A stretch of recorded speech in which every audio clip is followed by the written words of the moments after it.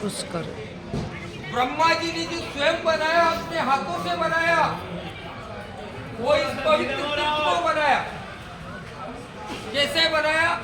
Simple दो शब्दों से, पुष्प प्लस कर, दोनों को संधि किया, एक संस्कृत का शब्द बना पुष्कर, जो अपना हिंदुओं का जो सबसे बड़ा ग्रंथ है पद्म पुराण, उसका एक संस्कृत का शब्द है। इस शब्द का वेद विद्वानों ने, ऋषि मुनियों ने जब व्याख्या किया, विच्छेद किया, तो इसके सिंपल दो शब्द बने, पुष्प प्लस कर, पुष्प नाम फूल और कर नाम को संस्कृत में बोलते हैं हाथ। हाथ से मतलब ब्रह्मा जी का हाथ। ब्रह्मा जी ने ब्रह्मलोक से कमल का पुष्प गिराया इस धरती पे। क्या ब्रह्मा जी ने सृष्टि का सृजन किया, उस सृष्टि के कल्याण के लिए, अपना एक तीर्थ स्थान बनाने के लिए। जैसे शिव का धाम काशी है, विष्णु का धाम गया है, उसी प्रकार ब्रह्मा जी ने अपना धाम बनाने के लिए ब्रह्मलोक से एक कमल का पुष्प गिराया कि ये कमल का पुष्प धरती पे जिस पवित्र स्थल पे जाके गिरेगा, ब्रह्मा जी के नाम से एक तीर्थ स्थान बनेगा। वो कमल का पुष्प के सरोवर के बीच में एक लाल कलर का वेदी बना है। उस वेदी के स्थल पे आके गिरता है। गिरने से 7 पाताल से छेदनों के ऑटोमेटिक जल का उत्पत्ति होता है, जिसे आदि अनादि काल से, सतयुग के काल से पुष्कर तीर्थ के नाम से जानते हैं, ब्रह्म सरोवर के नाम से जानते हैं। सतयुगम केवलम पुष्करम, त्रेता नैमिषारण्यम, द्वापरम कुरुक्षेत्रे और कलयुग है गंगा प्रसिद्धि। ये सतयुग का धाम है। इस पवित्र जल को जगत पिता ब्रह्मा जी ने सतयुग में बनाया। आदि गुरु शंकराचार्य जी ने ब्रह्मा जी के मंदिर का निर्माण किया। ब्रह्मा जी ने स्वयं पवित्र तीर्थ को बनाया। ब्रह्मा जी ने इस पवित्र जल सरोवर का कमल पुष्प से उत्पत्ति करके 5 दिन यहाँ बैठ के जोड़े से इसकी प्रतिष्ठा का यज्ञ किया। यज्ञ का शुभ मुहूर्त निकाला।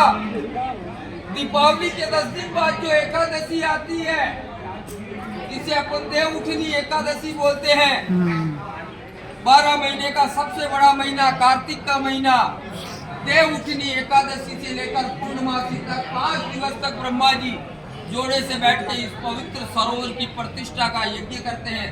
वही पुष्कर का वार्षिक मेला होता है, जिसे कार्तिक मेले के नाम से जानते हैं, पुष्कर फेस्टिवल के नाम से जानते हैं। दूसरा, ब्रह्मा जी ने जब यज्ञ किया, धर्मपत्नी का नाम था सावित्री माता, जो ब्रह्मा जी से रूठ के यज्ञ के समय से आज तक पहाड़ी पर विराजमान है, या रोप वे लगा हुआ है।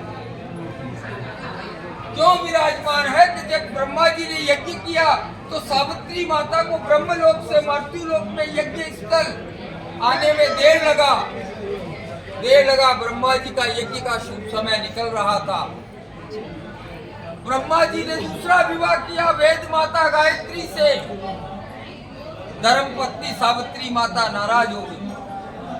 नाराज होके इसी यज्ञ स्थल पे इस अपमान के लिए ब्रह्मा जी को 2 श्राप दे दिए और ब्रह्मा जी से रूठ के सदा के लिए पहाड़ पे जाके बैठ गए। ब्रह्मा जी को पहला श्राप दिया, सुन लो, गृहस्थियों का अपमान हुआ है। ये सावित्री का अपमान नहीं। आप जगत पिता है, मैं भी संसार के जगत माता कहलाती हूँ। जैसे आपको जगत पिता के रूप में पूजा जाता है, संसार की समस्त सुहागन माता मैंने मेरे को पति की लंबी आयु के लिए, अखंड सौभाग्य की रक्षा के लिए मेरा वट सावित्री व्रत करके पति की दीर्घायु की कामना करके, अखंड सौभाग्य का वट सावित्री व्रत करके मेरी मनोकामना करके, आज आपने मृत्युलोक में मेरा अपमान नहीं किया। ये संसार की गृहस्थी धर्म का अपमान हुआ है। संसार की समस्त सुहागन माता बहनों की श्रद्धा और विश्वास का अपमान हुआ है, जो मुझे हर वर्ष अपने पति की दीर्घायु के लिए, अखंड सौभाग्य की रक्षा के लिए मेरा वट सावित्री व्रत करती है। इसीलिए मैं आपको श्राप देती हूँ कि संसार के समस्त गृहस्थी परिवारों के लिए आप एक अपूज्य और एक श्रापित देवता के रूप में विख्यात रहेंगे। संसार के किसी भी गृहस्थी परिवार के द्वारा तुम्हारा संसार में कोई पूजा नहीं किया जाएगा। संसार के किसी भी गृहस्थी परिवार के द्वारा तुम्हारा मंदिर नहीं बनाया जाएगा। घर परिवार में तुम्हारा स्टेचू नहीं रखा जाएगा। प्रैक्टिकली सब देवताओं का पूजा होगा, लेकिन संसार के पिता को नहीं पूजा जाएगा। वो इसीलिए हमारे यहाँ एकमात्र ब्रह्मा जी का विख्यात मंदिर बना है। इसका गृहस्थी लोगों का किसी भी प्रकार का पूजा अर्चना नहीं होता है। साधु सन्यासी घर परिवार छोड़ के अपने जिंदे माता पिता को पितृदान करके, पिंडदान करके जो सन्यासी बन जाते हैं वो मंदिर का पूजा करते हैं। गृहस्थी लोग सिर्फ दर्शन करते हैं। दूसरा श्राप किया, पूरे विश्व में ब्रह्मांड में आपका ये एक ही धाम रहेगा, लेकिन जो भी संसार का गृहस्थी परिवार अमीर गरीब राष्ट्रपति प्रधानमंत्री राजा रंक फकीर आएगा, आपका नाम लेके आएगा, मेरे श्राप की वजह से यहाँ आकर भी तुम्हारा पूजा नहीं होगा।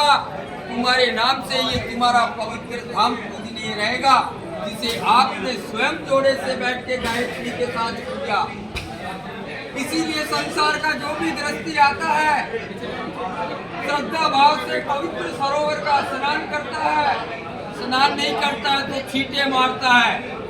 और जैसे गंगा मैया को श्रद्धा भाव से शुद्ध मन से अंतरकरण से माँ के रूप में पूजा जाता है, इस पवित्र धाम को जगत पिता ब्रह्मा जी के नाम से 3 कामों के लिए पूजा जाता है। इन्हीं 3 कामों के लिए 365 दिन यात्री आता है और वार्षिक मेला लगता है। पहला काम, परिवार में कोई गुजर जाता है तो उसका अस्थि विसर्जन करते हैं। अच्छा, यहाँ हो रहा है। दूसरा कार्य, 7 पीढ़ी में कोई ज्ञात अज्ञात भूला चुका परिवार में पितृदोष होता है, माता पिता वंश का, दादा दादी वंश का, परदादा परदादी वंश का, चाचा ताऊ वंश का, बहन बुआ वंश का, दादा दादी वंश का, सास ससुर वंश का। 7 पीढ़ी में कोई भी भूला चुका ज्ञात अज्ञात पितृदोष होता है तो यह पिंडदान और श्राद्ध करने से पितृदोष से मुक्ति प्राप्त हो जाती है। भगवान रामचंद्र जी ने अपने पिता दशरथ जी के पितृ कार्य। तीसरा कार्य, राजी खुशी आते हैं, घूमने फिरने आते हैं, परिवार की मंगल कामनाओं के लिए आते हैं। सुहागन माता ने अखंड सौभाग्य की रक्षा के लिए, पति की दीर्घायु के लिए, आरोग्यता के लिए, परिवार के व्यापार, नौकरी, शिक्षा, प्रगति, बाल बच्चों की उन्नति के लिए, पूर्वजों को जल पिलाने के लिए वो इसी जल का सुख शांति का प्रार्थना करते हैं, परिवार का मनोकामना करते हैं। 20 रुपए का एक प्लेट आता है परिवार के नाम का सुख शांति की प्रार्थना करने का।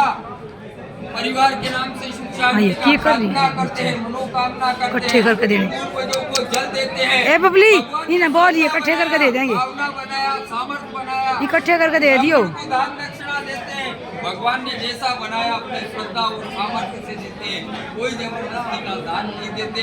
और भगवान ने अगर सामर्थ्य नहीं बनाया तो हाथ जोड़ के भी यात्रा को मंगल कर सकते हैं। बोलिए पुष्कर महाराज जी की जय हो। मेरा निवेदन आप पुष्कर महाराज की जय। भगवान का मूल प्रसाद